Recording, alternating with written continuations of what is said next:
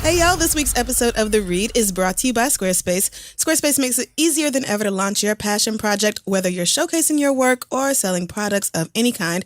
They've got gorgeous templates and the ability to customize just about anything. You can make a beautiful website all by yourself, but if you get stuck, Squarespace has 24/7 award-winning customer support right there to help you out. So go to squarespace.com/read for a free trial. When you're ready to launch, use offer code READ to save 10% off your first purchase of a website or domain. Let them know The Read sent you. Now let's start the show.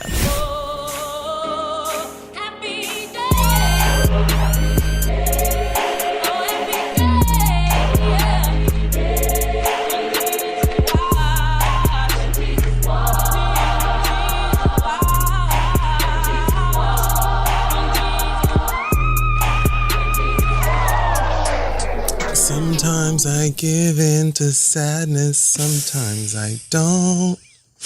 Oh no. Okay. At times I'm part of the madness, sometimes I won't give in to you. You see the way I have been drifting down a river to nowhere, and you're giving me nothing. But if you're ready to be my everything, if you're ready to see it through this time, if you're ready for love, then You better sing. This I will bring, but I'm not gonna wait for you forever. This time, la-dee-da, ayo. Come on, Ayo.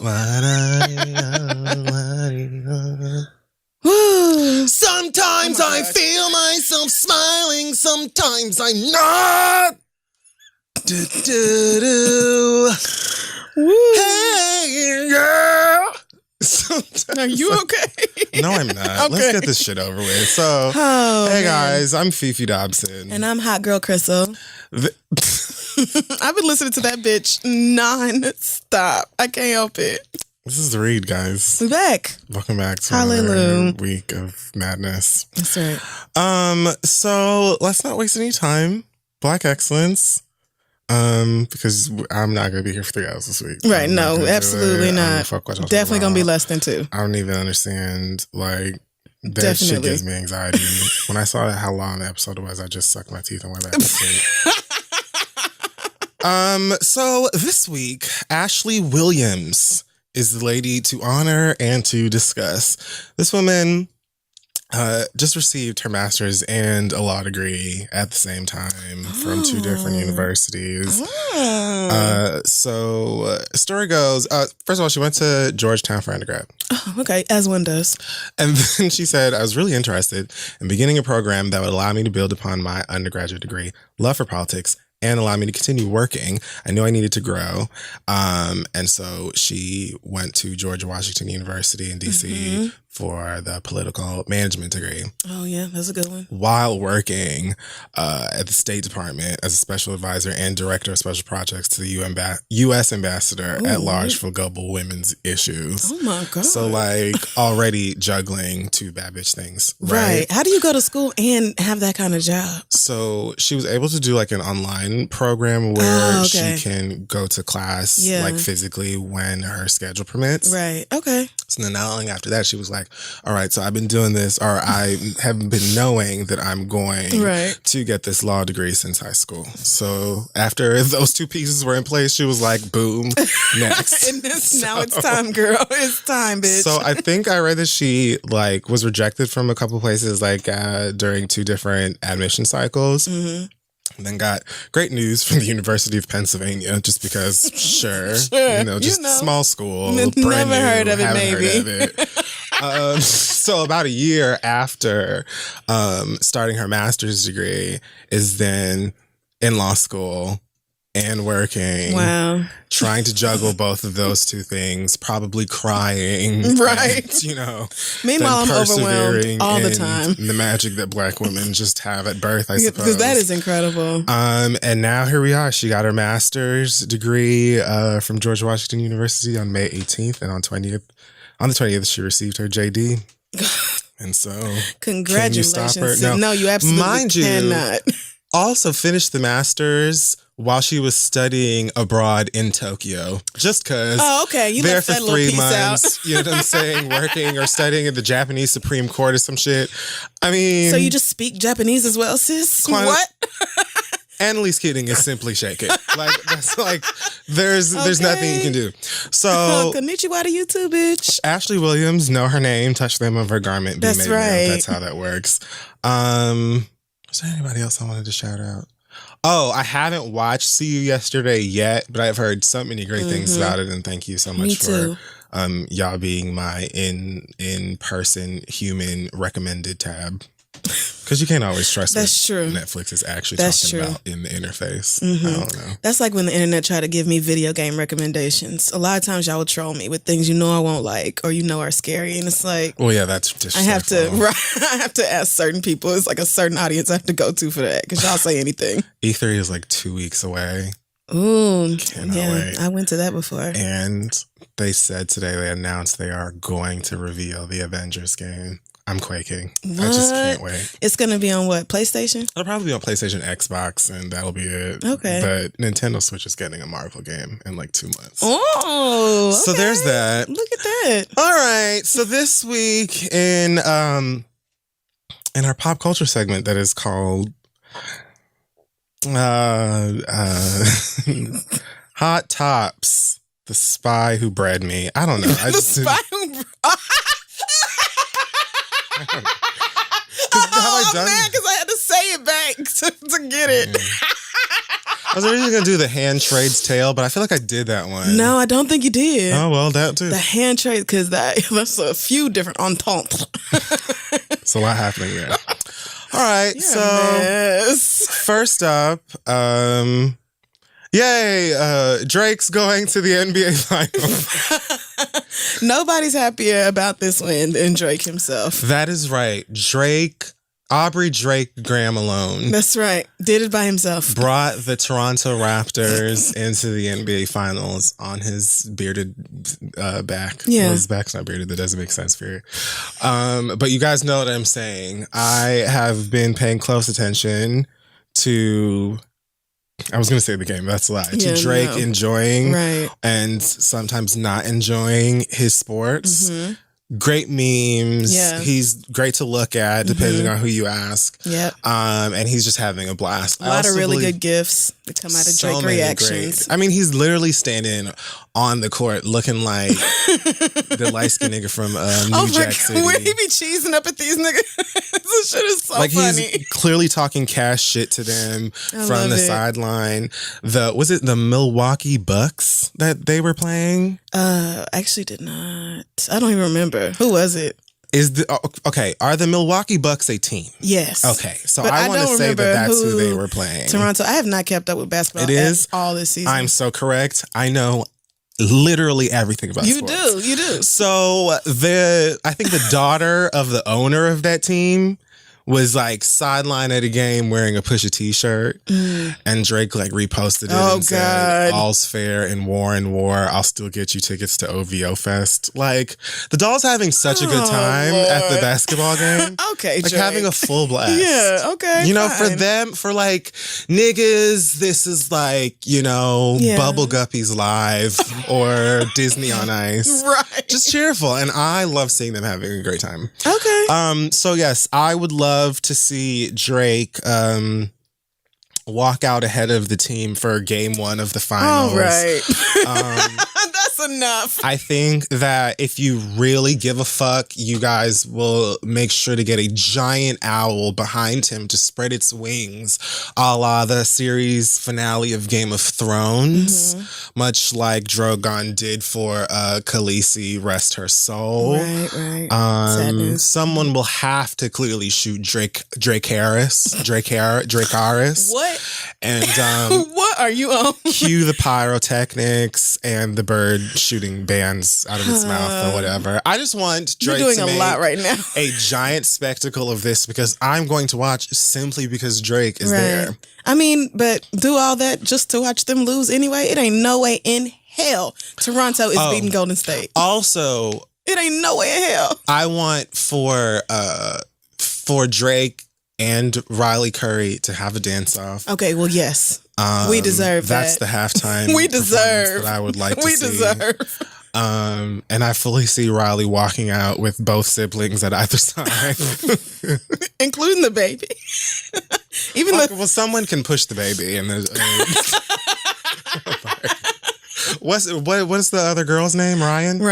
You're right. Ryan can push. The other one's name doesn't start with R. No, I remember that because I was livid. Right. It's like Connor or something. Over whatever they named their baby. How the fuck you gonna not give this baby a goddamn R name?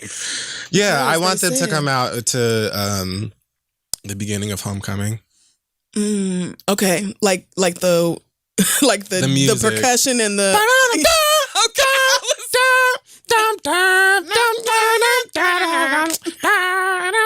Oh my God. No, because that's going to set expectations way too high.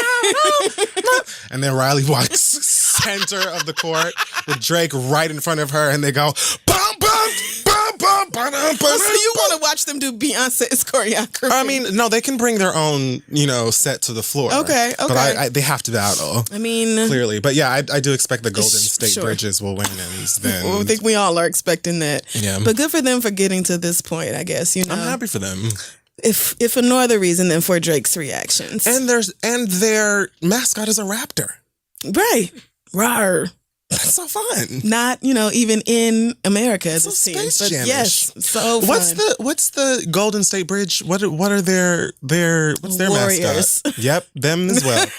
What do they have a mascot? Is it a warrior? I'm sure they have somebody in an outfit or something in one of them fuzzy ass costumes, but I don't remember what it looks like. I thought it was like a goat almost. What am I thinking of? Let me look it up.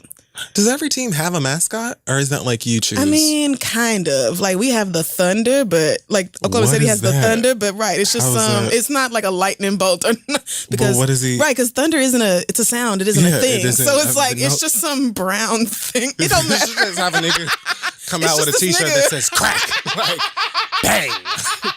Whoosh. Let me see if I can find a picture of their mascot. But yeah, I'm just looking for Drake reactions and for him to what the hell? Beat his chest and act like he's in a hip hop drug epic. Okay. And I'm looking forward to that. And wow. Hopefully Aisha will troll the Raptors by bringing them cupcakes or I don't know, whatever. I just want drama. I want the drama. Right. Because I don't even know the names of anybody who plays besides Stephen Curry. This is so crazy because Golden State had a mascot called Thunder.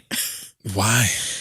Have they not always been called the Warriors? I don't know, but they got rid of him in 2008 when the Oklahoma City Thunder was sold to Oklahoma City. It took that name. Wow, that's crazy. They should just make their basketball mascot trivia. a bridge.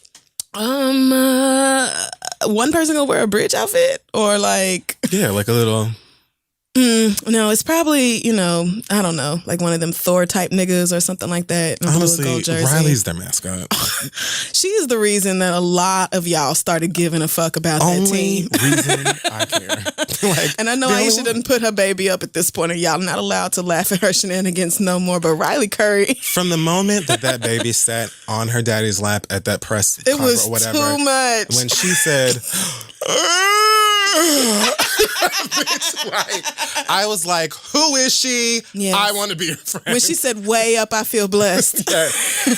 When she open mouth yawned into that fucking microphone and just said, I don't care about any of this. Right. And then when he put her down and she came up like out underneath the table. Right. It was like, I'm here to play, actually. I was like, what a joy. She's given us a lot of great moments. Yeah, she has. What else is going on? So, y'all have been feeling the things this week. Oh, Lee Daniels says that he's fighting hard for the return of your favorite stories, guys. Star might find a home somewhere. Who knows? That would be great if it did. Lee Daniels posted a clip from the show where somebody's Meemaw is cussing out this white girl for being white and being at her house. Oh, it's me. Yeah, I literally was like, oh my God, look at Crystal. It's actually me as a Meemaw. She was like, you know I don't trust these goddamn. They made me uncomfortable. I was like, oh, maybe I should have been watching this. So yes, guys, Ryan Destiny and the white girl with the Kanekalon and Lynn from Girlfriends may be coming back to a place near you. He posted that clip and said, "Fighting guys will know this week or top of next. I'm not letting them stop the culture. Sorry." It stars the culture. I mean, but are you going to personally finance it? What you mean you're not going to let them stop? Well, we'll know this week or top of next. All right. We'll go ahead. I feel like they've stopped. You know, right. I feel like they said we're actually really we're stopping. We're not paying for it, and we're not broadcasting it. We're not. It isn't ours. So I think them is the greater they. Right. I don't know.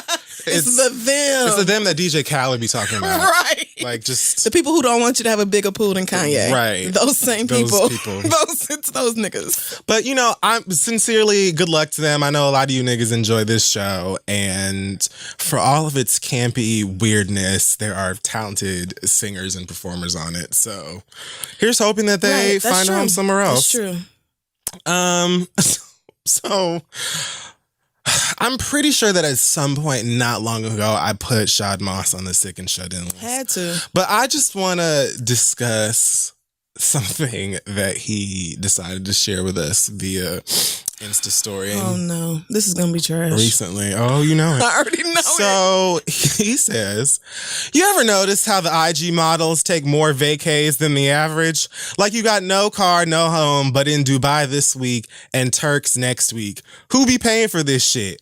And they never show the niggas they on vacay with trying to make it look like it's all the girls. Stop it. Plane ticks are 2K, as in them. Okay. Plane ticks are 2K and up plus food. I was thinking of the game. Right. Plus hotel. We know y'all not paying for this shit. Hell, you asked me to pay for an Uber to get you home, so I know you not busting $15,000 on no trip. # girls got it good. I mean, so, who gives a fuck? I don't give a fuck if IG models are getting flued out no damn word. That's none of my fucking business. Why does he care? I said, no doubt. Some pretty young thing from Instagram. That's what it is. That you had something with or thought that you had something with. That's absolutely what it is. Out somewhere underneath the palm tree with a cocktail in her hand and her G-string all the way up that ass. That's right. And you didn't pay for that trip. You're pissed because you're assuming, and maybe correctly, that a nigga paid for it. I'm just so lost. Like, clearly you're in your feelings, but you're telling us, it's like, do you think that you're sharing?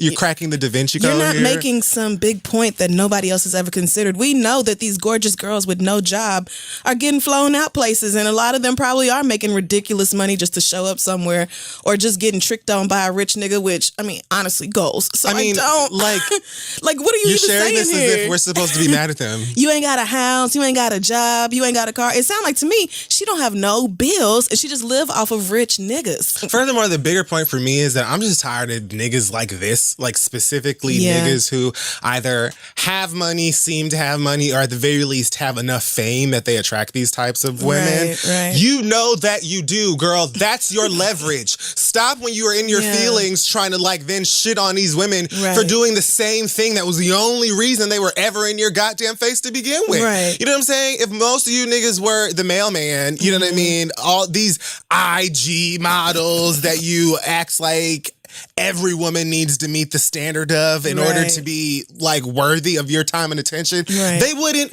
belch in your goddamn direction. And that's know the reason that they even look at you in the first place is because you either have money, fame, and or access. Right. So then when they stop trying to be like, oh, well, these IG models be always being flown out. Yes, we know that. And good the black fuck for them. Right. Because quite honestly, the least you niggas could do. The least. Especially because do you have any idea what these girls could be making per like sponsored Instagram posts? These stories and shit. You have no clue what kind of money these girls could be making off their looks. If you wanted some regular ass everyday girl who, you know, go shopping and for the groceries and come home and cook and take care of the house, it's a million bitches at Kroger right now. I mean, I'm just here to tell you the God honest don't understand. truth. You want like these Instagram models, quote unquote, these like obscenely gorgeous women to not be gorgeous, not to capitalize on it? And honestly, what is this? All of these girls who are on here selling diuretics to y'all could easily, with a couple 2, 3, 4 of those posts. I mean, get on cheap tickets or what's the Travelocity all or somewhere, that shit, Expedia, all and that hit a shit. deal. Like, you don't even know what the fuck you talking about. Maybe Be she quiet. is, and you know what? Just think about the incredible flex it is if she is in Dubai with 6 of her best friends, and they on Instagram all fucking day. It ain't nobody but them, and whoever's paying for it ain't asking to be in no pictures, ain't insecure like Shad Moss on Instagram talking about you spend all this money on. You know what he doing? Enjoying 7 gorgeous booties in his fucking face. That's what that man is doing while you over here it's mad. It's called Alexis. Get over it. That's theirs, and yours is growing up hip hop Atlanta or whatever the fuck it is. Like, leave the girls alone, yours please. Is puppy love. And it just reminded me of that episode of Atlanta where they were in the club and that Paperboy had that girl come into the section with her friends, and he thought that she was like really feeling him or whatever. Oh yeah. And in the end, she realized like, you came to the club trying to flex and have pretty bitches in your booth or whatever, and we're filling that void. In return, we want all of the bottles and all of the space. Like, what? Because niggas, what's the issue here? Like, you have to understand who the draw is here.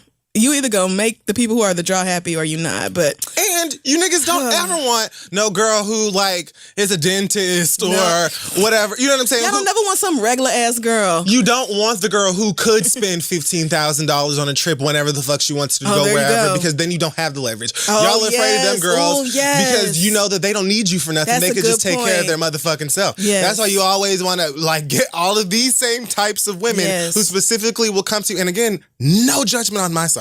Who will specifically come over to you and be like, I'll be that pretty girl on your IG, on your arm at the club with your ugly ass. And in return, I would like this car, that shoe, this bag, all of these kids, and all of this child support. And niggas will do it.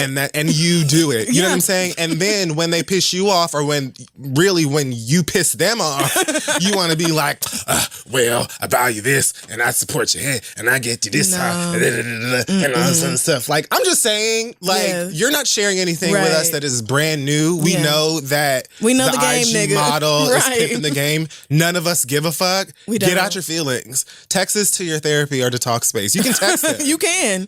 Bitches was doing all this before Instagram. Hoes used to literally sell pussy on Twitter. I mean, I'm just with the rates and everything, nigga. There's nothing new about any of this. But we don't care. That is such a good point about how if there was like a girl, just somewhere around them that they met or whatever, who was like doing well in life enough to where she didn't need a nigga, automatically they intimidated because it's like, how dare you have your shit together and your life is complete without me? Then what's my point? You want somebody that you feel like you can control or that you have a sort of power over by being able to give them all of these things that they can't get on their own. Right. But then when shit is on the outs, then you be like, oh, well, bitch, you need a nigga for everything. Like, what?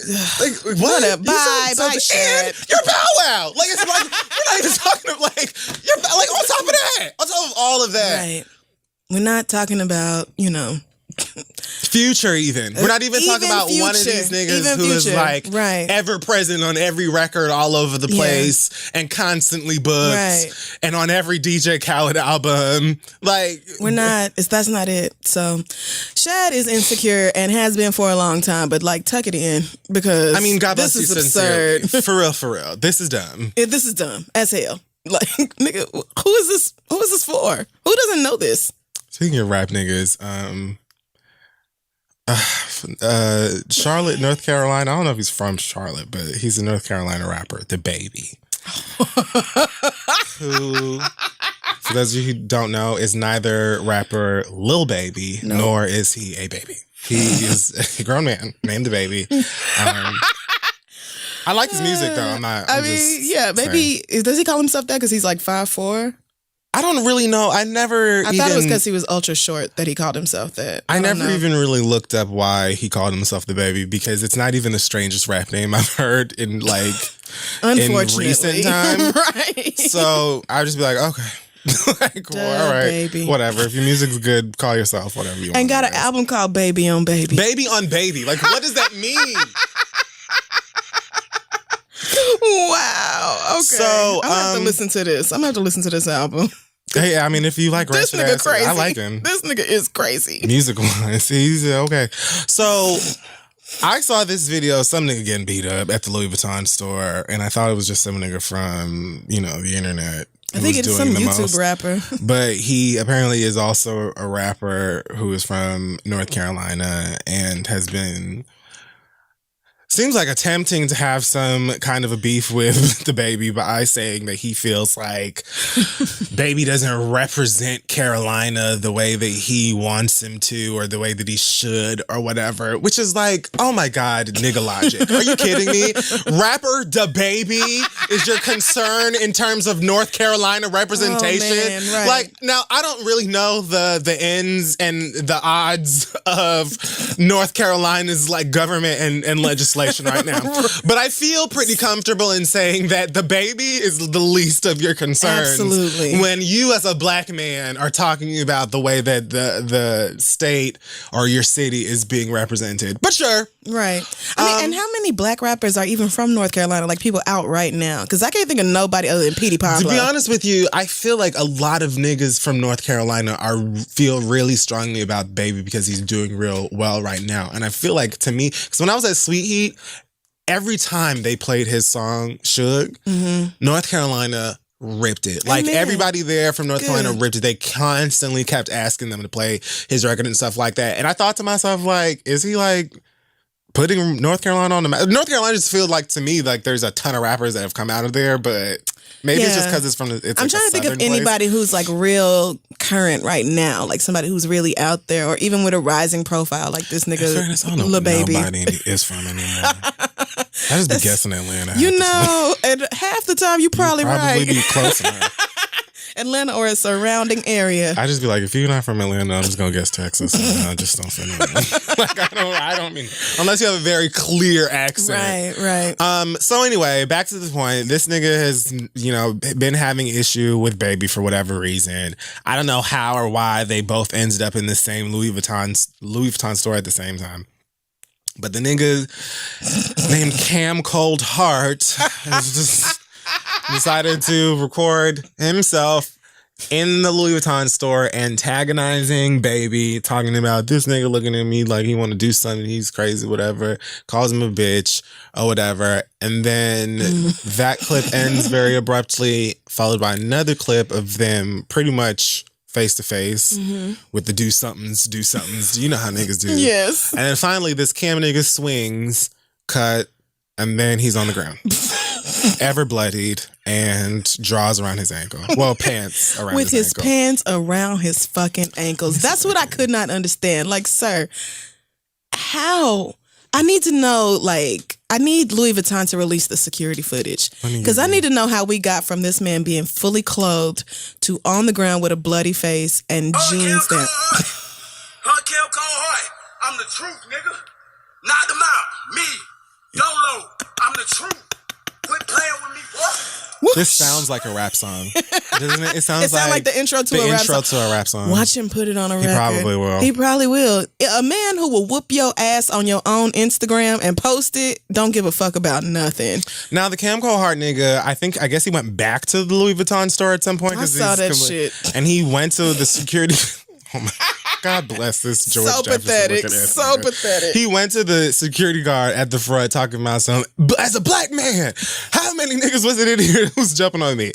And the security guard said too. So he claims that it wasn't Dolo, Baby, and his security guard, who is, I guess, he can carry legally or as well. Nice. I don't know with the gun. You weren't shot, but right, and that should be considered a blessing. He says that they jumped him, which I don't know what the fuck you did thought. One of them pull the pants? Even if they did, like, sir, you was the one talking big shit, knowing his security was there. I don't know what he might have done. What the fuck? That was stupid of you. You deserve to have both of them beat your ass. You was talking big shit, talking about what you taking your shit off for. What you gonna do? Like, what's going on? So you asking for me to beat your and ass. recording it. Right, and you on Instagram, like you literally doing this because you think you could talk shit and it'll be cute, blah, blah. It's probably going to go on your YouTube later or whatever. And you got your ass beat. Filming that video in the car talking about, I'm still pretty. Ain't even I didn't see all that. Oh, I did yeah. not see that. The whole time talking about how it ain't that bad and I should have he ain't known got this no was a cuts and day-long all this. vlog. Right. Meanwhile, his whole fucking shirt is off. Why? Because we saw in the video that shit was blooded in a motherfucker. They fucked you up, sir.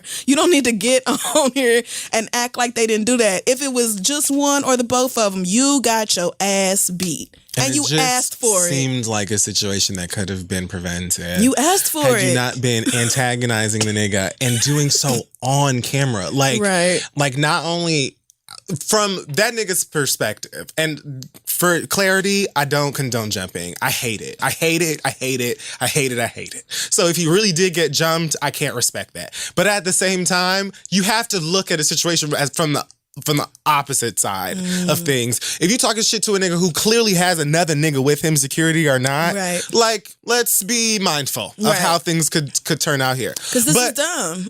Not only are you talking shit to me, as you've been doing, but you're trying to record it and put it up on here. So now you're trying to hold me like for the internet and public. You're just doing the most, like you're asking for a physical thing. Not to mention you swung first. Right. So it just... What are we doing here? Right. What were you we trying to accomplish? You know, it slightly reminded me. Did you see the clip of that girl trying to go off on Nene Leakes in the airport for not speaking to her friend? No. Oh my God. For not speaking to her friend. She said that one of her friends like saw Nene in the airport and went to go and try and talk to her or something like that. And Nene refused to talk to her or didn't want to take a picture with her or something to that effect. Okay. And so the girl was like, I had to go over and go off on her. So she has like somebody recording her on Snapchat, getting into like a verbal altercation with Nene Leakes, trying to clown her clothes, even though she was dressed like if Dionne was a pussycat doll. Like, I don't even know. Okay. You look dumb, sis. Like, it was so evident that she was trying to make it a moment. That lady don't have to say nothing to you or your friend at the goddamn airport. Celebrities do not owe you conversation or a photo or anything else. They're human beings who can say no to whatever. It wasn't at no Real Housewives convention. This wasn't a fucking Nene Leakes seminar. Look. That lady, and if she's anything like me, and I'm sure you, at the airport at a certain time anyway, I don't want nobody to look at me. Please. I want to get on this aircraft and go where right, because first of all, I'm dusty. I'm 100% dusty as fuck at the airport. I do not get dressed to get on a plane. That's y'all niggas. You ever clearly wanted to be on the blogs and to have a little moment, and you got that, except for everybody calling you stupid, which I don't think you expect. This is just dumb. Like, and you niggas having people record you for whatever your viral moments or whatever, y'all are just so fucking whack. I mean, grow up. Think y'all right. This is just that nigga, he honestly got exactly what he asked for. So, oh well. What else do we have here? Talked about that. Iggy Azalea. What? Iggy Azalea, her titty pictures leaked. And she's suing somebody, pressing charges. No, it's actually really fucked up. Like, I feel bad for her because apparently she was doing some photo shoot for GQ, maybe GQ Australia, and it was like one of those topless, I'm covering my titties, look at my cleavage, I'm so sexy things. All right. But apparently she wanted to like, I'm going to read what it says on CNN's website. This is so... Okay, the website had a title that says Iggy Azalea gifts plastic surgeon signed topless photo. So I'm guessing that she like sent the surgeon that did her titties a photo of them during the photo shoot and signed it like it was supposed to be for him. Okay. Whatever. So somebody, I guess, who was working on set or know somebody or whatever, got pictures or got copies of pictures that were supposed to have been deleted, leaked it somewhere. Mom was mortified and deleted her social media and stuff like that. And now they're doing an investigation. Oh, GQ titties? included. And I mean, well, they're her titties. I mean, Okay, but I get it. Because they're tits. Right. I mean, I get it But because still. it's like her privacy or privacy, whatever it is that's being violated here, the expectation that these photos wouldn't get out. I get that. But at the same time, I'm like, I mean, they just titties. Like, titties are everywhere. I feel where you're coming from, but only because, and on top of that, it would be one thing if it was like a salty ass ex or something, which is disgusting about it. But the fact that it was like, this is something that happened in a professional setting for like a huge publication. Right. You should feel comfortable enough. So I get that level of violation, because it's kind of like, it would be one thing if I wasn't fucking with these niggas, because niggas are trash and I know how to deal with that. And on top of that, I know who to look to if I do want to press some charges or do whatever else. But it being a situation where it's like, come on, like that literally never should have fucking happened. Somebody at GQ needs to figure out, because like photos from cover shoots or whatever, I feel like that just almost never happens.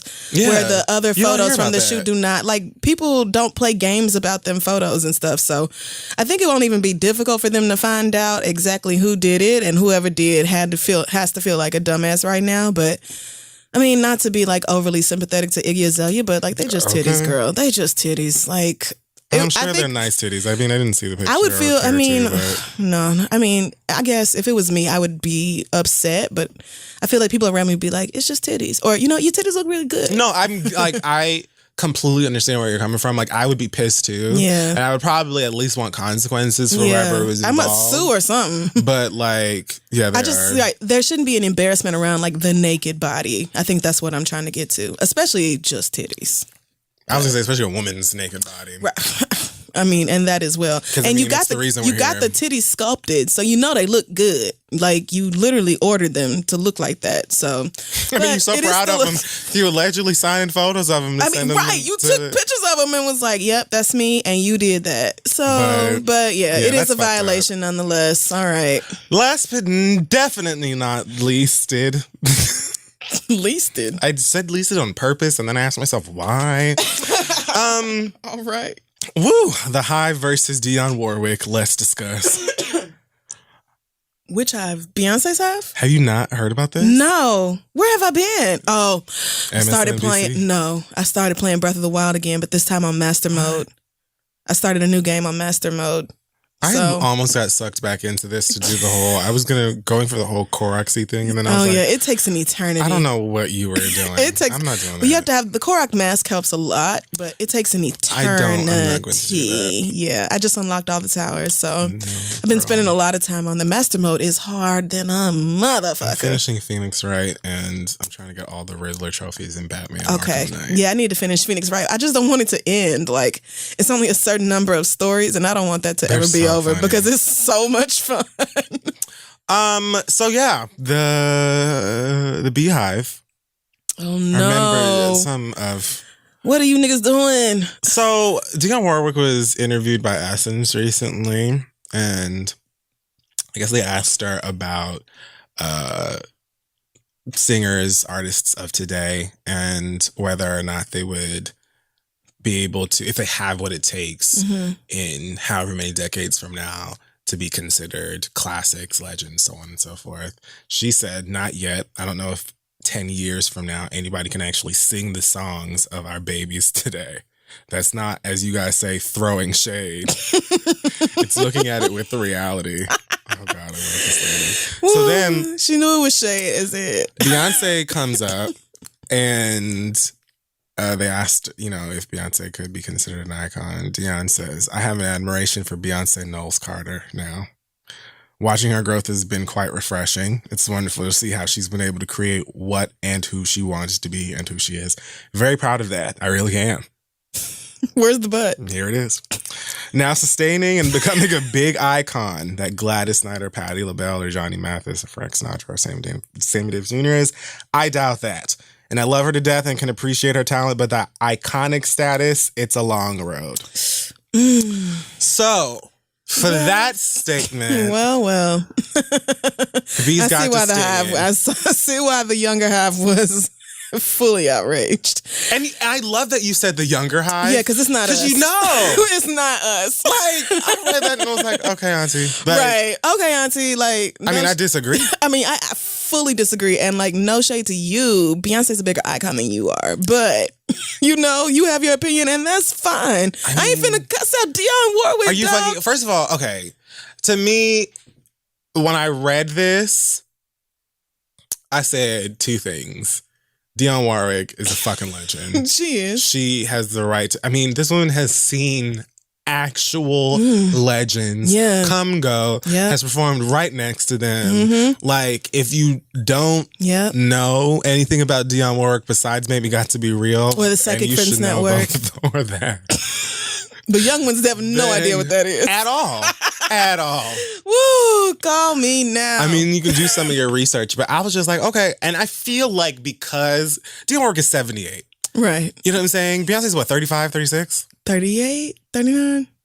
Because I'm 36 and she's like a year and a half older than me. Okay. So, well, probably 37, 38. To Dionne Warwick, Beyonce is a child. And she's probably rightfully so. Okay, girl, when you're talking about Beyonce, the way you are today when mama is like 60, then sure. I just feel like that's the way that she's operating, just as an older musician who's just been everywhere, sung with everyone and all of that stuff. And she has the right to her fucking opinion. That's my elder. Like, I don't care. Right. I just don't agree with her. I really don't. And that's it. I just don't.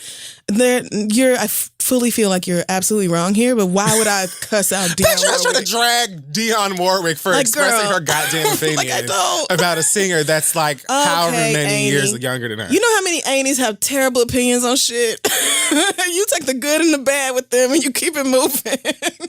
Girl, woof. All right, but as long as y'all got y'all Twitter fingers out, I know it's been a while, I think, since the Hive has had to drag anybody. Child, they were going after her nostrils. Oh, no. Her cigarettes. No, we like our Negro nose with Jackson 5 nostrils. Don't do that. Everything. Don't do that, niggas. Just all of it. Now, the cigarette smoking, there could be a lot of high quality jokes coming out of that.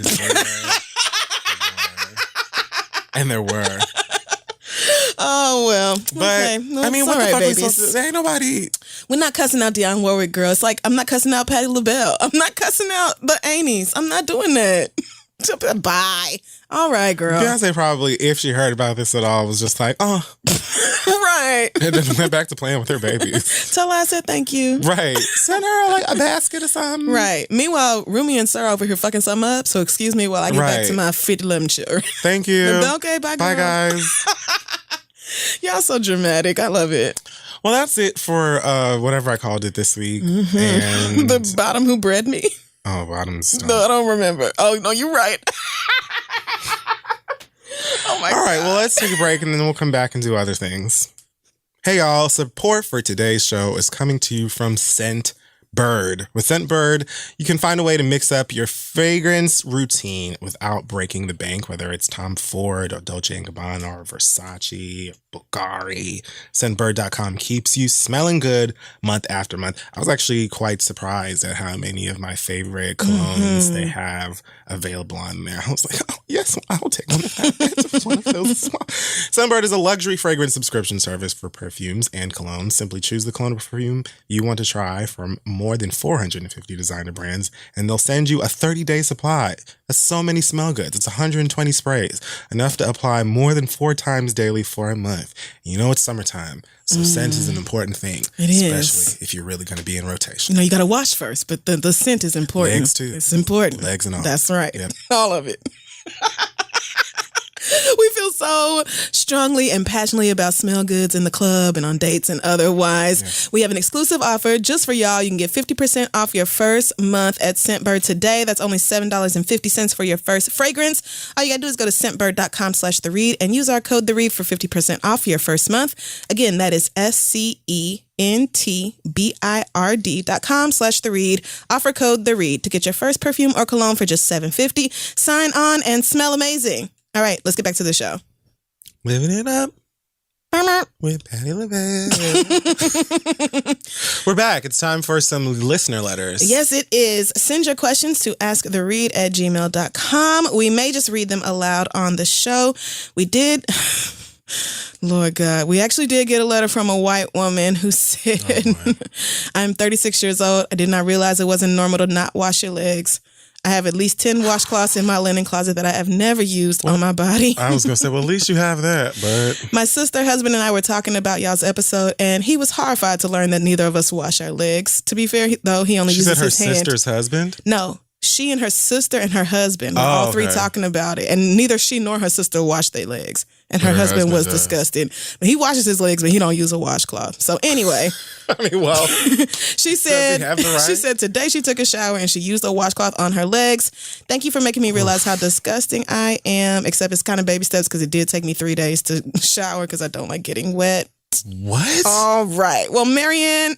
What is that? What? I'm sorry. What? Marianne's being honest.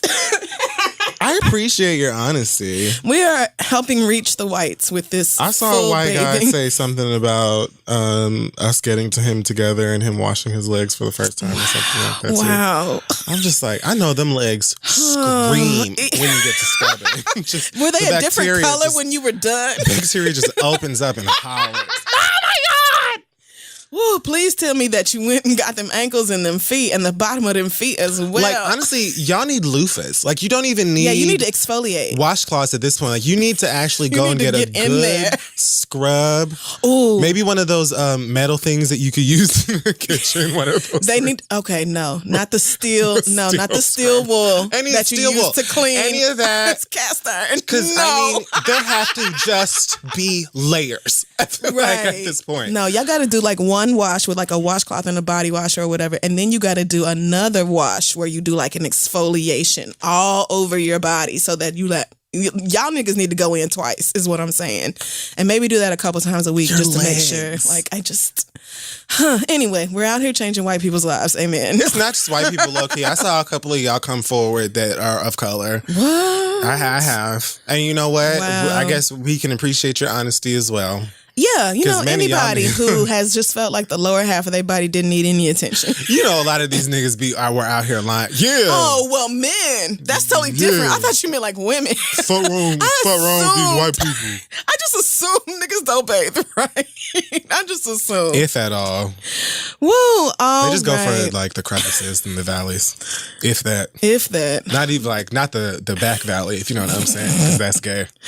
All right. Are you...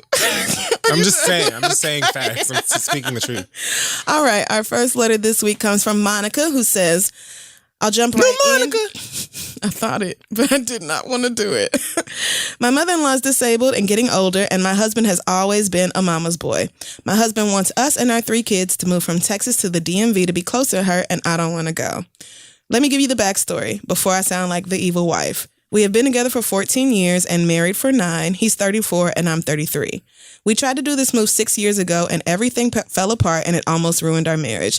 The last time we moved, we thought we had everything under control with expectations of using our savings and depleting our 401k accounts, but the cost of living in the DMV is ridiculous. We had savings for the cost of living in Texas, not the East Coast. Money ran out fast, and within 6 months, we were both working but living in a 1-bedroom apartment and living on government assistance with our 3 kids. After being, 5 people in a 1-bedroom apartment. I just thought about that. Jesus. All right. After being there for a little over a year, we decided we had to move back to Texas because we were barely making it. It was so bad I lost my car because I had to choose between making the car payment or rent. Now we have replenished our savings. We own our home. We have good jobs and we're financially stable. Amen.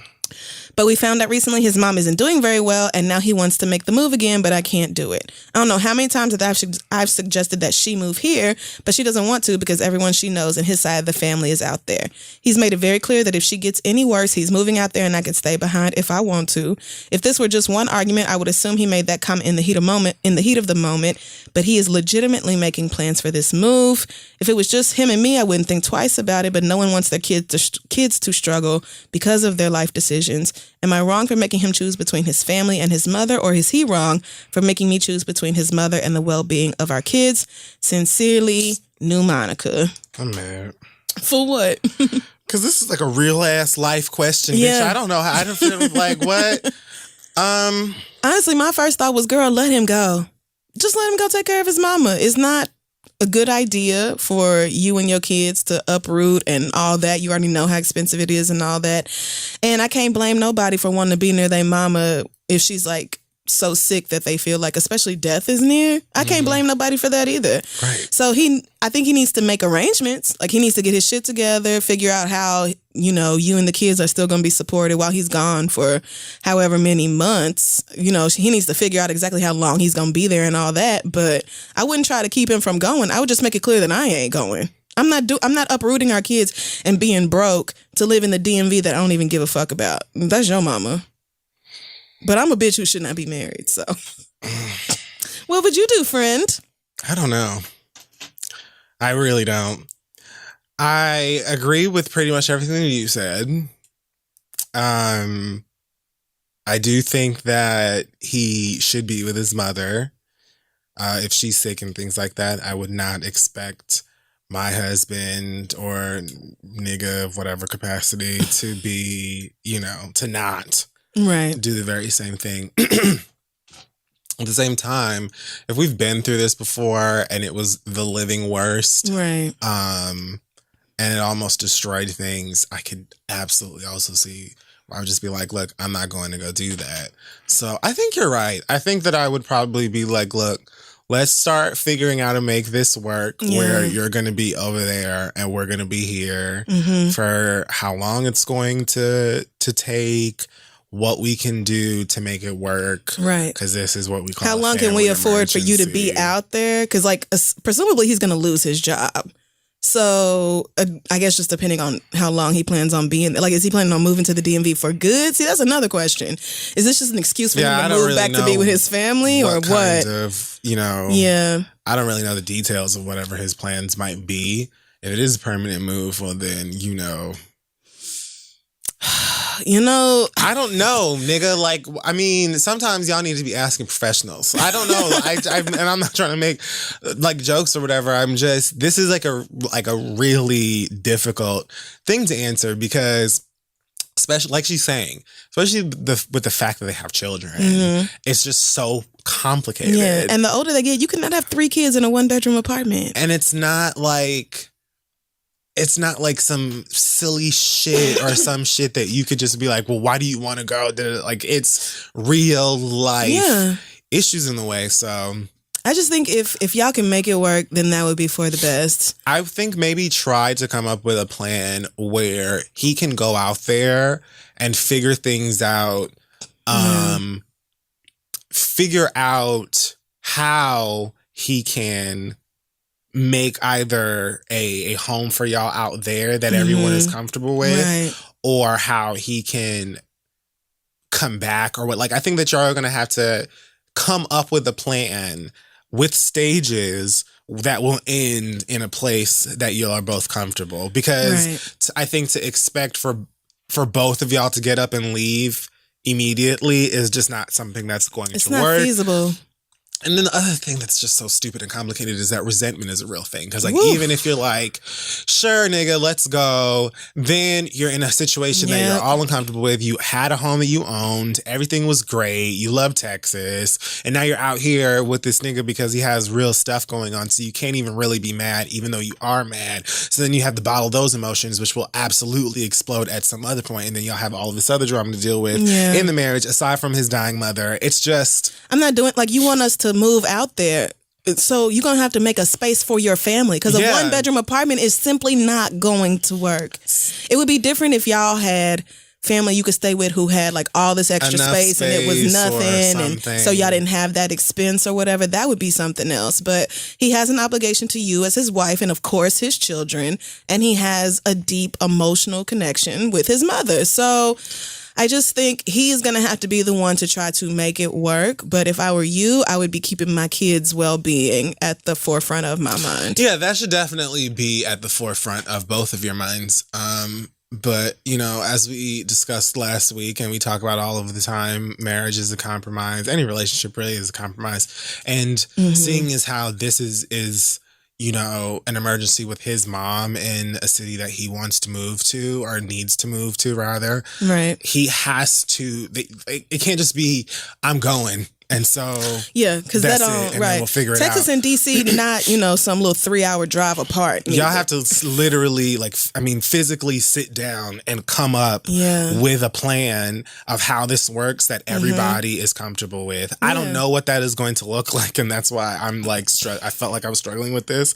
But you're gonna have to come up with a plan. Everybody get out of their feelings. Be big boys and big girls in the situation. Yeah. Be honest about what both of you want and keep at it. Maybe you won't on one day or in one sitting figure out what's going to work. Maybe it's going to take a while. It definitely will. It will take weeks, if not months, to figure this out. I'm just for you to get at least an idea that you can go out and confirm, the possibility of or whatever. But yeah, y'all are going to have a lot of talking to do and a lot of honesty. And I think that regardless of what you land on, it's the beginning of this process is probably going to have to be him moving while you stay where y'all are and y'all figuring out how to come back together.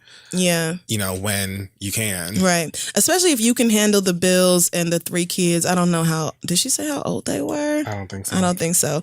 But if you can handle the bills and everything on your own without his income, that makes it a lot easier to tell him that he can go off to DC. But he remembers 6 years ago when y'all was broke as fuck and 5 people in a 3-room place. So, but you don't know this nigga because some niggas will be like, well, what's the problem? I don't understand why you hated it. Right. That's why I'm telling her, you the one wrote the letter, and so I don't know how irrational or ridiculous your man might be, but that ain't the logic stands regardless.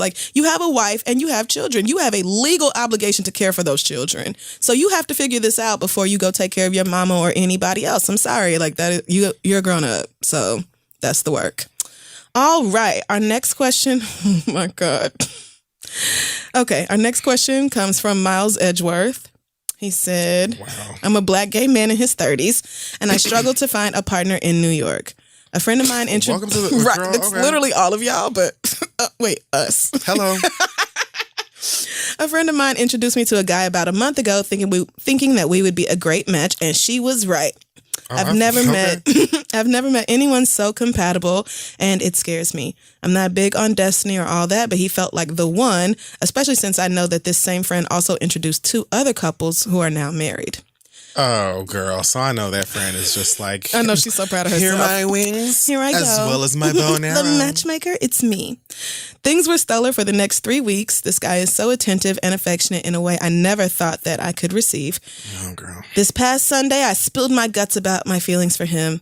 And he let me know that he is also dating someone else that he met around the same time. He said he didn't want to hurt my feelings, but reminded me that he is 2 months out from a breakup and isn't ready to settle yet. Oh, girl. I was devastated and started to go with these niggas. I was devastated and started to grow distant. He made it clear that he really does like me, but that's going to be in the back of my mind from now on. What should I do? I'm scared that I'm going to fall for him, and that's when he'll tell me that he prefers this other dude, but I've never met anyone like him before, and I really want to be with him. Help me. Chris Lincoln Fury, you're my only hope. Sincerely, Miles Edgeworth, Esquire. Sweetie. Oh, baby. I'm here to tell you. Oh, baby. He's only 2 months out from a breakup. And y'all met a month ago. So, let me tell you something right now.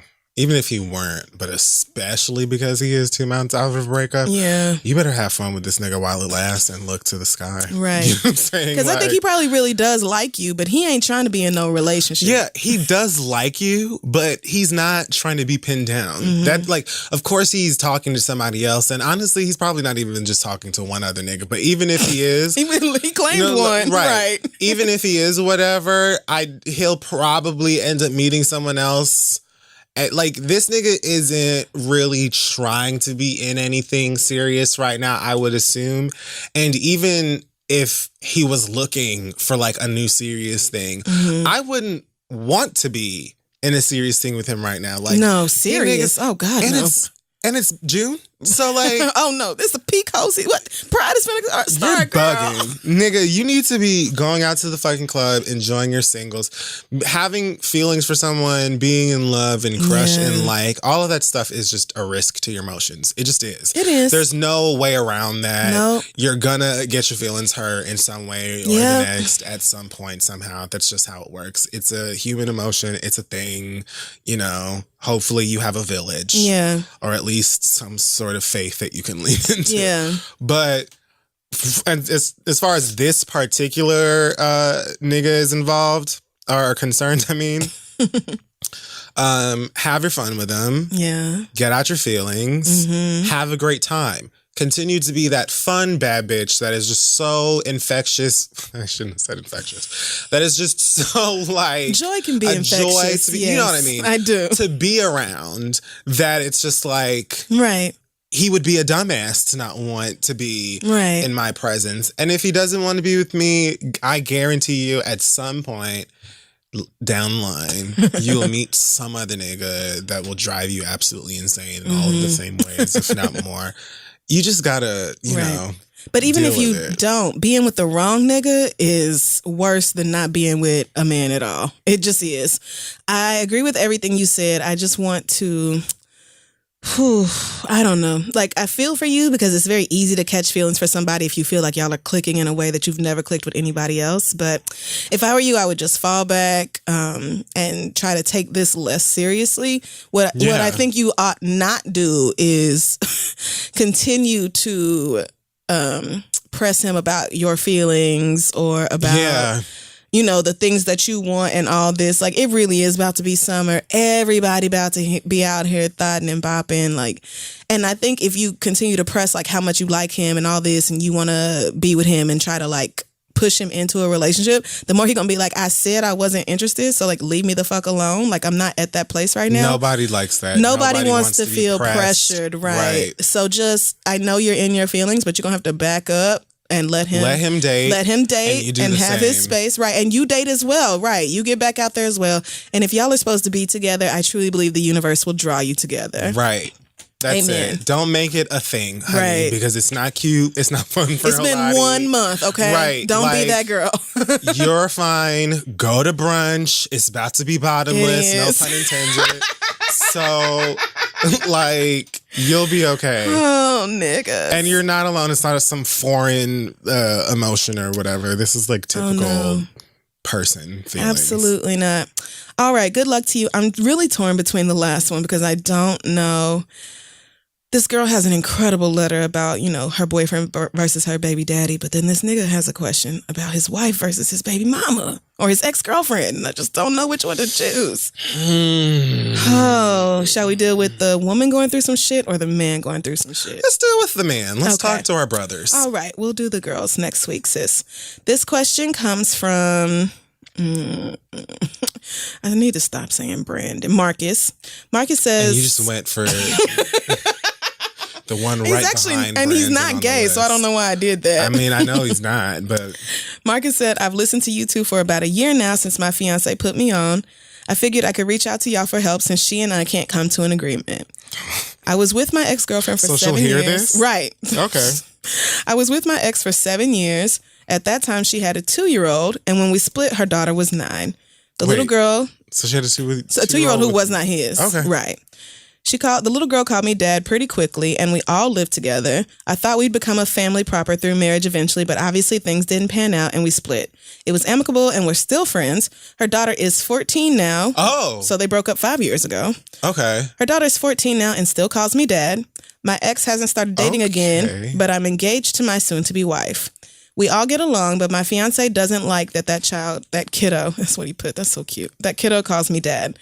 I'm not her dad biologically or otherwise, but I was a father figure for 7 years, and even beyond this, I was still involved in her life. My fiance wants me to put an end to this because it makes her uncomfortable. We want to start a family of our own soon, and my fiance wants my undivided attention on our child. I can see her point and where she's coming from, although I'm indifferent to the whole dad situation, whether she calls me that or not. I'm not her dad, but ultimately it's not up to me or my ex or my fiance what she calls me. It's up to her. But I must relent to my fiance's wishes. But must I relent to my fiance's wishes because my family should be prioritized? I'm going to have a sit down with my ex and her daughter and split ties to focus on my own family. But would I be wrong? God. I'd still maintain contact because I'm very much connected to my ex and her daughter. I just want the dad to stop to avoid friction with my eventual wife. Well, wait a minute. Thank you so much. I mean, bloody fucking hell. Marcus. But do you want the child to stop calling you dad or what? Or do you just not want for her to be pissed? Because in my opinion, she's being irrational. I agree. I think your fiance is doing the most right now. That girl is 14 years old. By the time y'all baby is in first grade, she will be off in college some damn way. She probably won't be calling you nothing. Right. Probably not. But like you can't, it's like you were in her life from the time she was 2. Y'all, so of course she's calling you dad. You're the only dad she's ever known. And then at 9, you and your ex broke up, but you were still in the girl's life. Because now it's 5 years later, she's 14 and she's still calling you dad. Right. So at 14, it's even more fucked up to be like, hey, you can't call me dad no more because the new woman I'm marrying don't like that. But you've been my dad for 12 years. I just don't understand why she cares. You know what I mean? Like, I don't think that this 14-year-old is under the impression that your soon-to-be husband is her biological father. I'm sure she knows that this man is a father figure to No, she does. She definitely does. And calls her dad because that's just the relationship. Like people call the guardian or the figure in their life that sort of fills that role by that title They do. all of the time. Yes. It shouldn't be pressure. I don't think that she's going to approach your baby when you have one and be like, hey sis, like, you know, Right. I don't think that this child is confused. I think more so that you seem to be uncomfortable because you want to start a family with this guy and you want for your baby to be the first person to my baby is his real child, girl. But like homegirl was is involved screaming, girl. in your fiance. This baby was involved in your fiance's life before he knew who you were. Right. So you're bugging. Like, sis, you're jealous of a 14-year-old right now. You really need to sit with that like, and okay, figure out why that is. Come on, girl. Like, stop it. even if you do care so much about being like your man's only baby mama, or if, you know, y'all's kids are all yours or whatever. I don't know, whatever, you know, weird shit y'all have put around this situation, but like, it is beyond wrong. It's just beyond wrong to expect a man to go tell a full teenager that she can't call him dad no more because you don't like what? it. That is so silly. That is just goofy, girl. It's just silly. And I would probably be, I was going to say turned on. I feel like that's inappropriate, but it's true. I would be like, I would admire the fact that this kid that's not my man's biological child, that he looks after her and that like she is someone who he can look to for that. I mean, she can look to for that sort of like love. Right. You know, I would admire that. That wouldn't annoy me. Right. I would be more so focused on the type of man that he is in this kid's life and like enriching her and stuff like that. I actually think it's a lot more admirable and would make me want to have kids with somebody who was being an active father, even though he didn't have a biological tie to that baby. Like, that's a good sign, see girl. How this nigga parents before he's a parent to your kid. This makes me think about my brother and how he met my sister-in-law 10 years ago when, like, I don't want to say the baby's name, but her little girl was 5 and she's 15 now. And just the thought, like, if my brother and sister-in-law broke up, which they ain't, but if they did, the idea that she would no longer, like, refer to him as her dad is ridiculous because he was there for, like, some very formative years of her life. And he is the daddy in that house. Like, it is the 4 of y'all, mama, daddy, sister, and brother. And that is, like, it's just absurd that this woman feels so challenged by a 14-year-old girl who is probably, this whole dad thing, probably going to be irrelevant soon any damn way. I mean, girl, you are being crazy, girl. Before your baby can even say dad, I think you're going to just be on the end of whatever this is that you're worried about. Right. Like, chill out. Do not send this nigga to go and tell no baby, no 14-year-old girl. So my lady, she don't like it. Right. Especially because he's talking about she can't call me dad no more, but I would still be connected to my ex and her daughter. So you want to still be in my life, but I can't call you dad, even though I've called you dad since I was 2 because the new bitch don't like me? Can you imagine being 14 and no, that's so your fucked dad, up. Right? Your father figure, this man tells you that this brand new woman, don't call me no more. They've been together for a while, right? But this adult more so doesn't like that me, the 14-year-old. And kids today, I mean, we haven't been dumb for a while. Right. But children, they're not dumb. Right. And I don't know how many young people are still looking at adults the way that a lot of us did when we were younger. Like, well, since the grown-ups said it, I guess it must be right because they know everything. I know like, teenagers today are bouncing back. fully know that a lot of us are dumb. Absolutely. And are just gonna, so good for them. right? Exactly. So, I mean, God bless it, but sis, this is fucked up. Like, this is emotionally damaging to a child who don't deserve that at all. Because, for what? Because of her insecurities and goofiness. Absolutely, 100% that and that alone. It makes her uncomfortable. She wants my undivided attention on our child. What? Do you think he's gonna be up over with the 14-year-old so much that he's never with you and your newborn? Like, that girl has been with her. The ex and your man have been separated for 5 years. Like, this is absurd. I'm sorry. This is just ridiculous. You gotta calm down, sweetie. It's not You do, girl. I mean, I understand, that's your man and all that, and y'all gonna have babies and be so happy. But like that little girl. And it's sweet, sir, that you are working so hard to please your fiance and stuff like that. Great. Because you said at one point that you were indifferent about the dad thing. And then you ended it by saying, I want her to stop calling me dad. No, you don't. You don't care. You probably love it. And that is perfectly okay. Because you raised that little girl. Shit, from 2? And it won't affect the relationship that you have with the kids that you are going to have with your soon-to-be wife. So let's get our feelings in order. Right, everybody, let's be grown-ups. Let's check our jealousy towards a teenager because we're all grown-ups here and we don't want to emotionally scar a child for no fucking reason. Let's do that. Amen and ashe.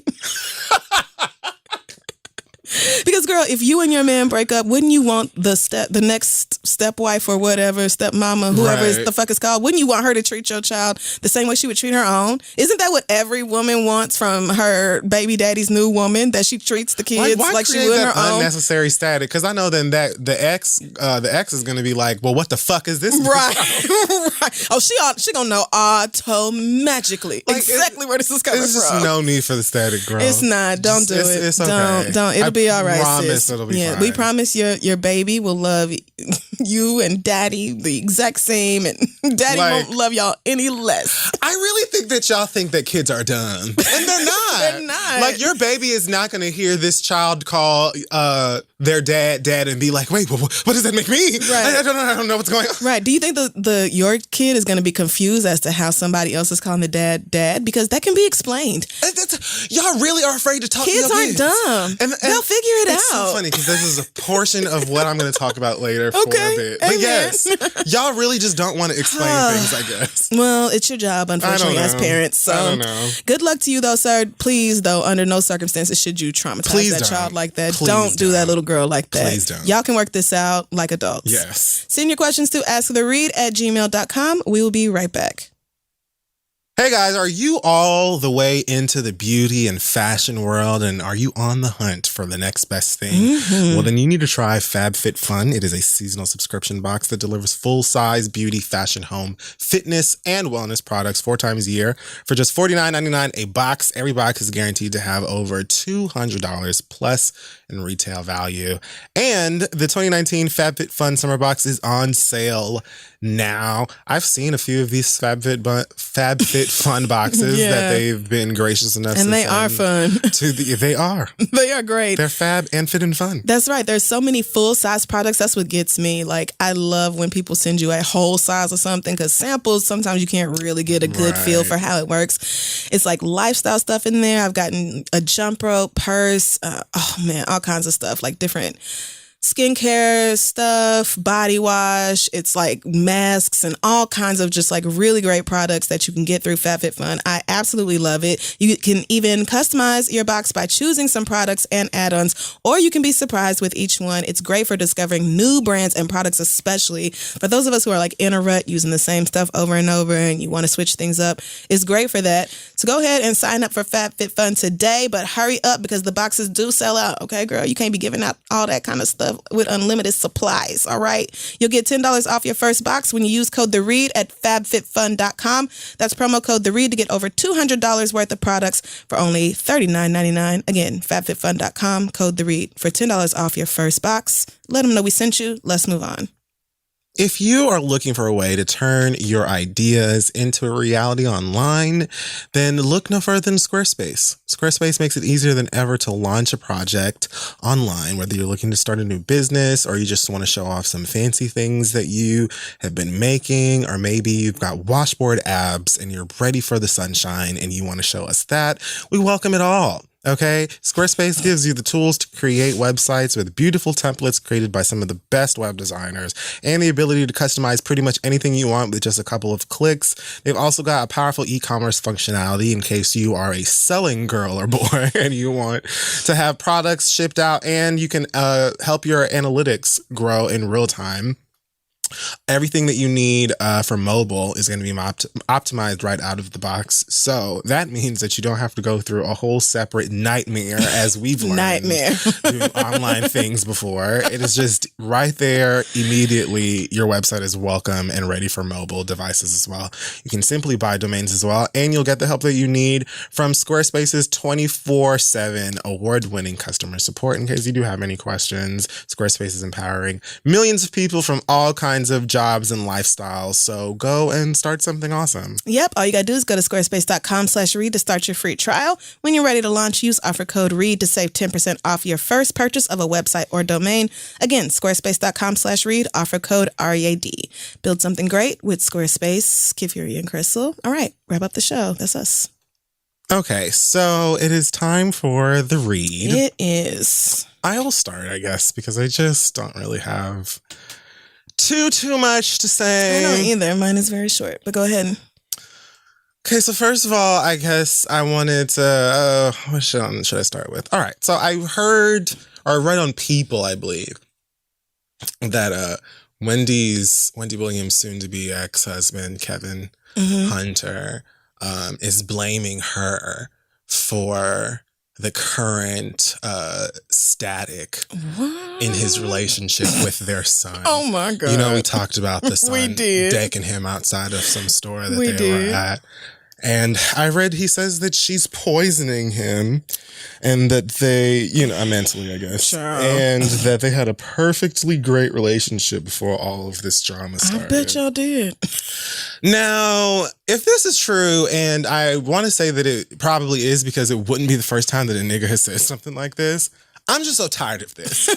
This nigga, their son is 19 years old. Right. Everybody knows what you cheated on his mama. You had a whole side chick on his mama, publicly taking pictures on vacays and stuff, putting her in cars, having a whole ass baby on the side, giving her rings. All of this stuff is public. Poisoning, she don't have to say anything.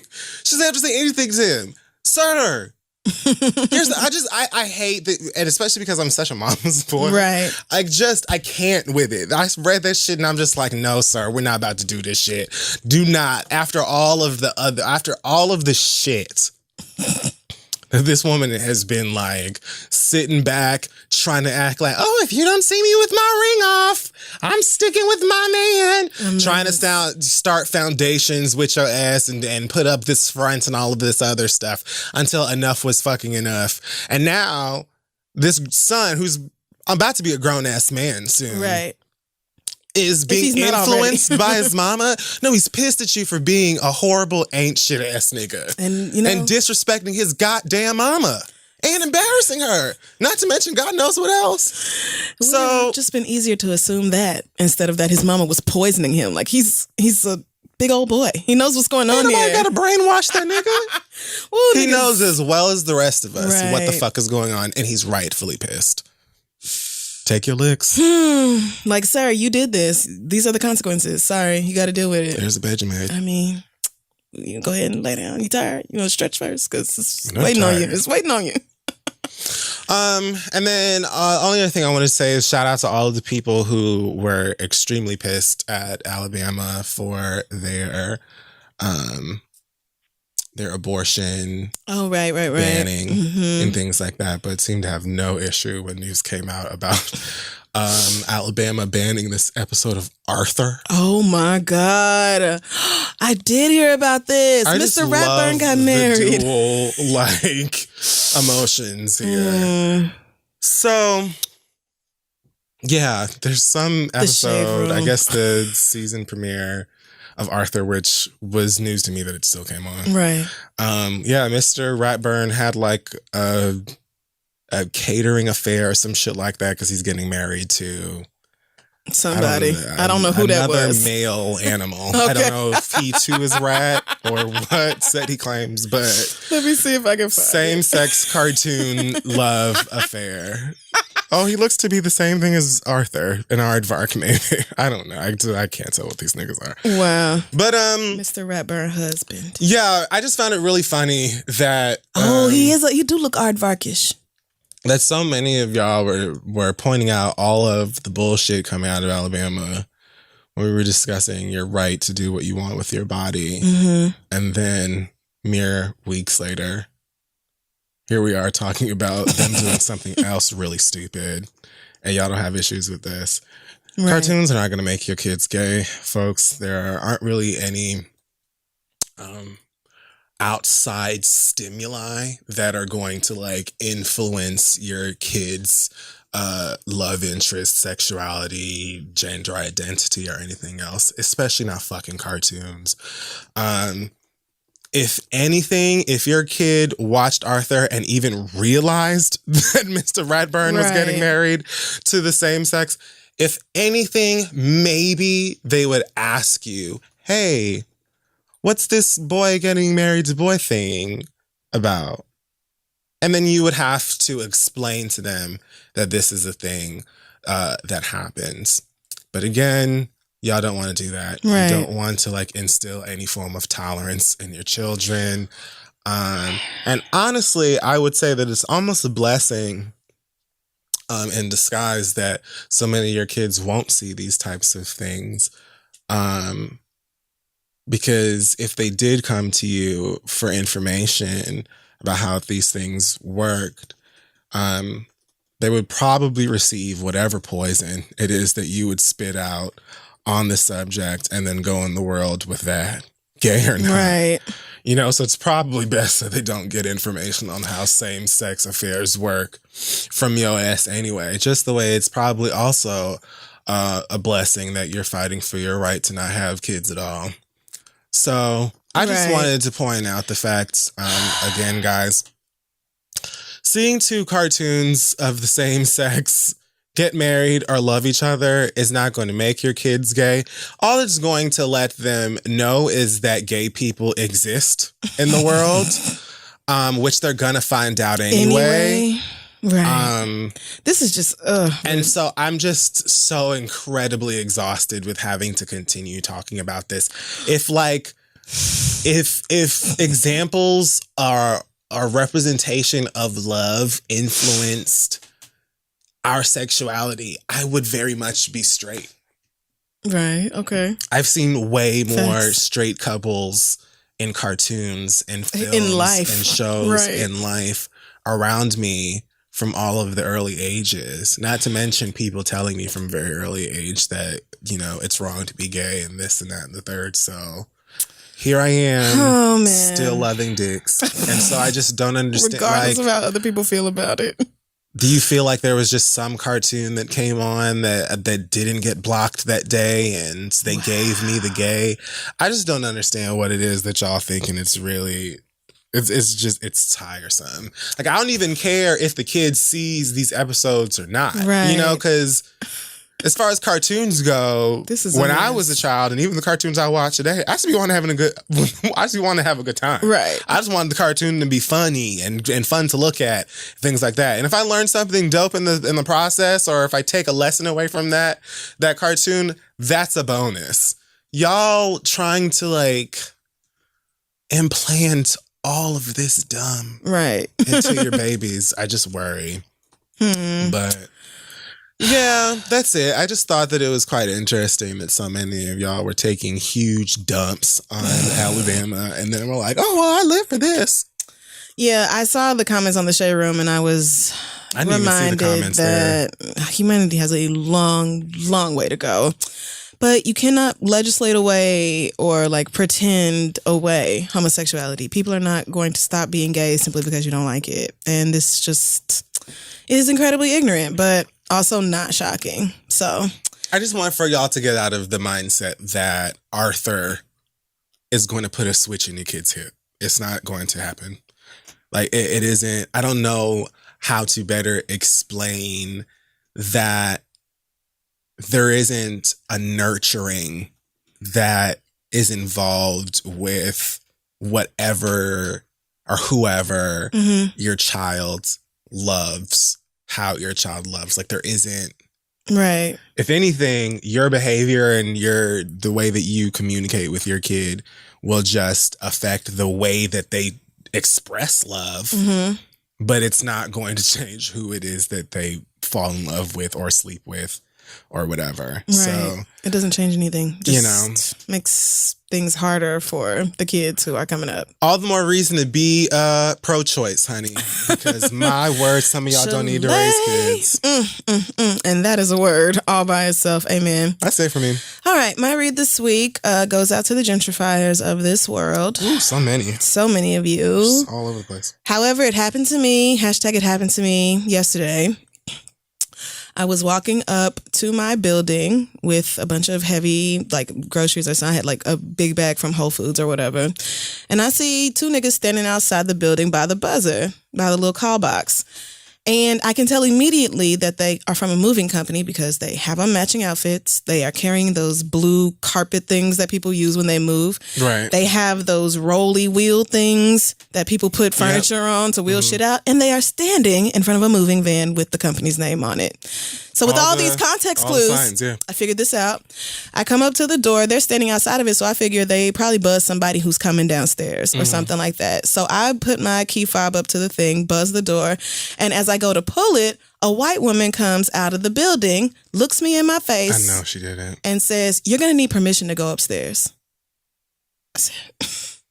Immediately, I thought, this white woman must work for Con Edison or something. There must be a gas leak in the building, and it hasn't been cleared, and I need permission from, like, the fire department before I go upstairs. When did you hit her? I looked at her face. I said, "I need permission to go up to my own apartment in my own building." She said, "Oh, you live here?" What the fuck is wrong with crackers, bro? One of the niggas behind me said... This has happened to me in multiple buildings in this city. One of the niggas behind me said... Yes, she just swiped her, like she just buzzed her damn key. That's the reason the door is open. The woman said, "Can I see your key?" Are you kidding me? I said, are you fucking kidding me? I said, "Bitch." You should have punched her in the stomach. So while she's asking me, like, do I have like clearance to come into the building? Do I have a key or whatever? In Harlem? In Harlem! The white man who was like, who the moving kids had buzzed down is coming downstairs at the same time. And so he's like in the lobby or whatever. So me and this white woman are like, we're about to fight, honestly, at this point, because I see exactly what happened. She had been standing in the foyer guarding the door because she didn't want to go outside and then those black boys have the opportunity to come into the building, you know, behind her. She wanted to make sure they got buzzed in or whatever. Even though it's very clear they're here to move somebody and get some shit done. Like, you could have just chilled on that because as long as your apartment is locked, you don't really have no issues. We don't have break-ins and robberies and shit in this building. Like, girl, these men posed 0% threat. So I figured that out immediately, what she had actually done. But then for her to come for me as well and then ask to see my keys on top of it, when I let that bitch out, when I tell you she scurried like a fucking subway rat down the street, I said, I know that's fucking right. I know you did. Because I'm about to lay into your ass. Bitch, if you are scared of black people, guess where you ought not live? Just guess. It's a wild guess. Guess where you should not move, bitch? To Harlem. Do you know anything about Harlem, USA? Do you know anything about the Black Renaissance? Do you know anything about the history of this place? Do you know anything about the people who made Harlem what it is? No. You know that you found way cheaper rent for a way nicer apartment than what you could get downtown in Soho or wherever the fuck else that you really want to live. So you brought your ass up here, but you brought your racism with you. And sweetheart, when I tell you I'm absolutely not the one, bitch, you're going to get cussed out. I cannot wait to see this bitch again in the building. Because every time I'm be like, do you need to see my keys again? Do you need to know, like, do you want to see my lease? No, you should ask to see hers. I really... That's what I would do. Every time I saw her, I need to see your keys. Excuse me, wait. Hey, Do you live here, bitch? I'm calling the authorities. I'm calling the police. Do you live here, bitch? Why are you over here worried about me? Bitch, I have to be careful because neighborhood. I just have to be safe because I don't know if people are coming in the building. I'm like, oh. Nobody You live fucking cares about you. in the middle of Harlem. Sarah Ann. I do not understand. Sis, you live in the dead center of blackness. I went outside and looked, like maybe 15 minutes later, just went outside and looked around. It is still, even with gentrification doing its best, still very fucking black in Harlem. It's Harlem. It's Harlem, bitch. It's Harlem. I don't give a fuck how many of you Lululemon, Greek yogurt eating ass bitches come up here jogging at night and shit. And your white boys walking these big ass dogs, just fucking hounds that y'all got walking around this fucking place, driving up the rent and all this other shit. I do not give a fuck. It's still black. And so if you're scared of us, don't move into our fucking neighborhoods. It's that simple. We just would love it if you didn't. You could just not live in Harlem. Go share a studio in fucking anywhere, Chelsea. Nigga. Anywhere. Chelsea, yes. Go do that. Go on to Williamsburg and all that other shit. Midtown, Upper West Side, Upper East Side. Just go anywhere the fuck else. I will never forget when I lived over on like 139 and I was coming up out of the train, early New York years. And it was one of those packed rush hour, everybody's getting home moments. And some white woman off the train was like complaining about it being like shoulder to shoulder as everybody was trying to get out of the subway, like up the stairs. Girl, are you And this older black man, I'm sure I talked about this on the show before. This older black man shouted at the top of his lungs, "Well, take your white ass back downtown then." I want you to know, everyone on the platform open mouth cackled at that stupid white woman. For real though, take your white ass back downtown if you have an issue with seeing niggas in your neighborhood. You scared of two black men, and like, I know good and fucking well, and she do too, that if it was two white boys in the exact same outfits carrying the exact same shit, she probably would have held the door open for them so they could have gone inside. Absolutely. Everything about this says they're here in a professional capacity. Every fucking thing. The niggas are in uniforms. They're carrying moving shit. They're outside of a moving van. They're not here to hurt you or take your shit or anything else, Susan. Pack your shit up and carry your ass back below 96th Street where you belong and leave us the fuck alone. How about you do that? If you have not gotten rid of your racist fucking tendencies, if you haven't actually done the work about like your internalized racism as a white person, which you definitely have or have worked through, it's one or the other, then you do not need to bring your goofy lily white ass up into our fucking neighborhoods. It's bad enough that y'all bring money that we don't have and force out families and shit like that. It's bad enough. But then to act like you scared of us? My building is not even mostly white. It's a good mix of white people, black people. It's like, it is called a diverse building. Like, you should not be scared. You should not be asking people who buzz themselves into the fucking building whether they have a key to go upstairs or not. Like, she actually stood at the door and told me I could not go inside. I needed permission. Honestly, the do you live here? Woo! The do you live here thing is like entry level white. It's too much.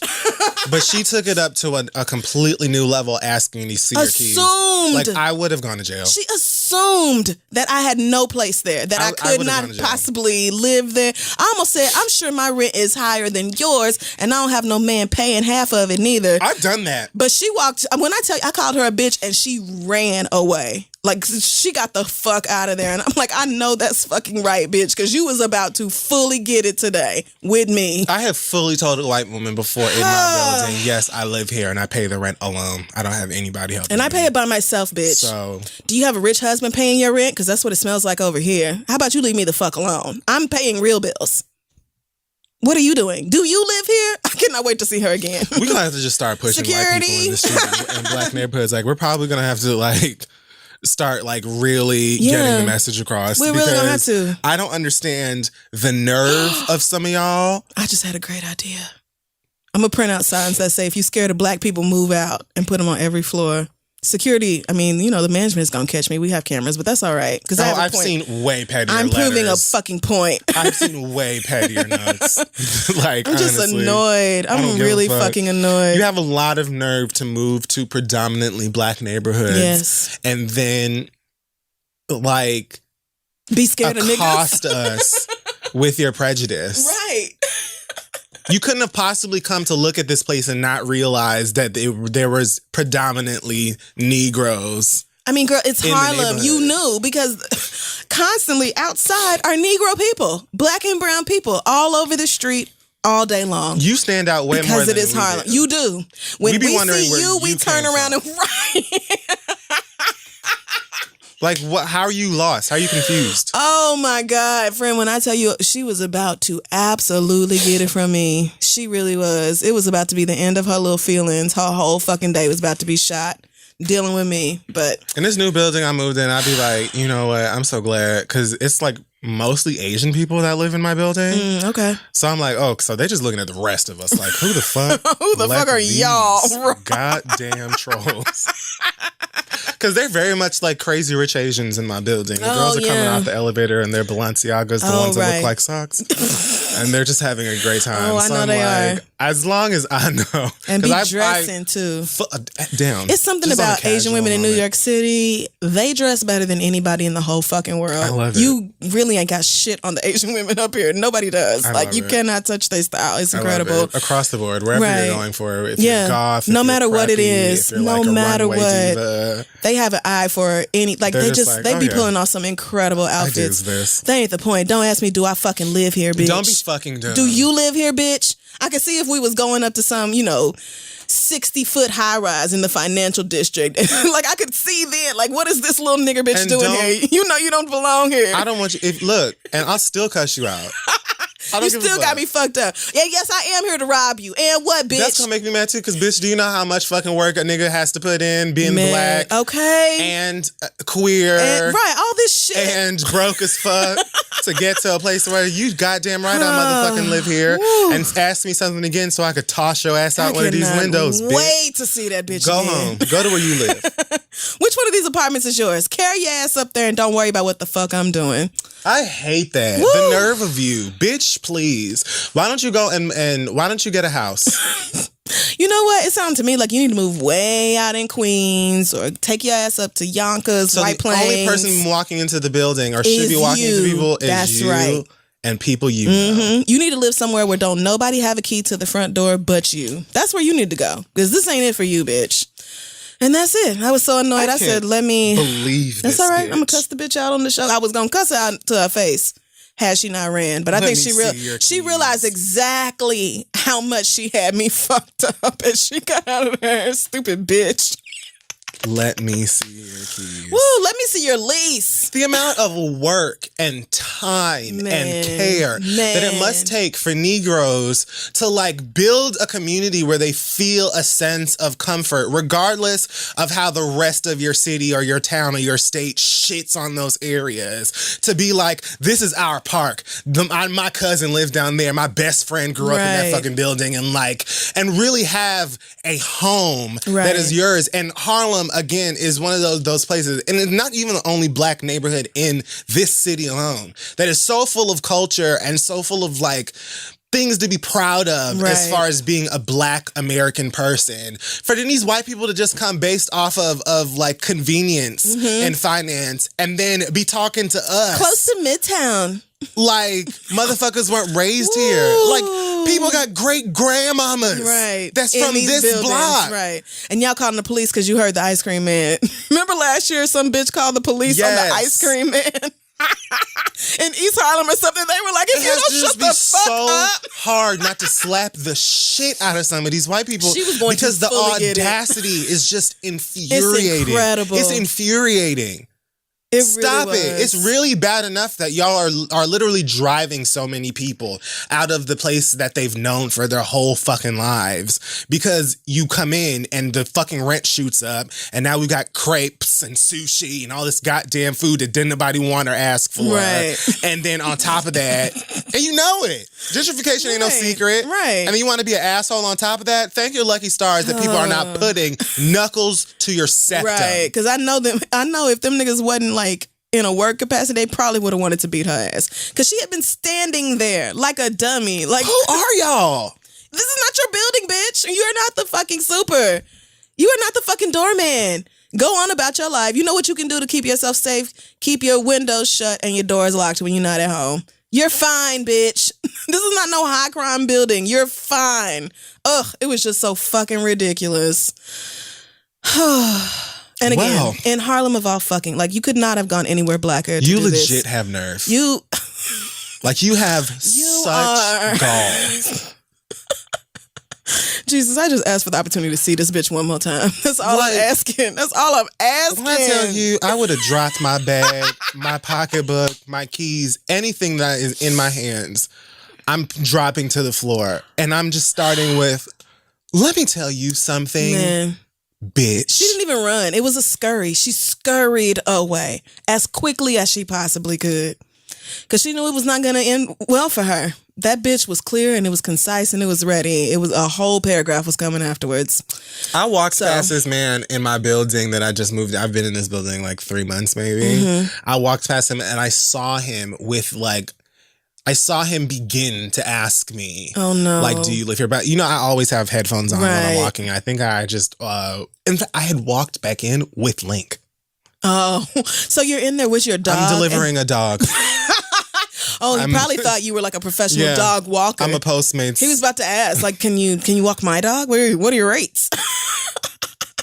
Stop assuming black people cannot possibly live in your building, bitch. I cut an eye to him. I wasn't even listening. There was no music even playing. Right. So I heard, like, I could hear him. Right. I just cut my eyes at him and kept walking. Because I'm thinking, I've never seen this bitch before. I've probably been living here longer than you have. Half of these white people I can recognize. I be seeing them niggas in the laundry room and all this other shit. Like, girl, who are you? Anyway, white people, again. I don't have the temper. Don't move to black spaces and then act like you scared of black people. It's illogical. Right. It makes no sense. Carry your ass back home then, bitch. And on that note, that wraps up this week's episode of The Read. Check us out on social media at This Is The Read. Our website as well, thisistheread.com.